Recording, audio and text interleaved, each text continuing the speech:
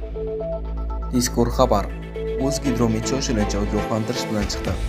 Assalomu alaykum azizlar, O'zbekistonda va dunyoda sodir bo'layotgan so'nggi yangiliklardan xabardor bo'lishni istasangiz, kanalimizga obuna bo'lib qo'yishni unutmang.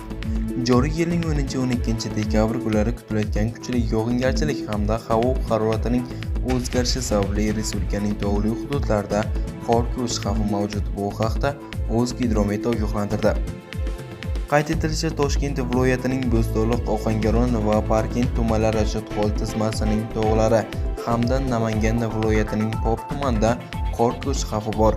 Tog'li hududlarda istiqomat qiluvchi fuqarolar, dam oluvchilar hamda harakatlanuvchi haydovchilardan ehtiyotkorlik choralari ko'rish so'raladi.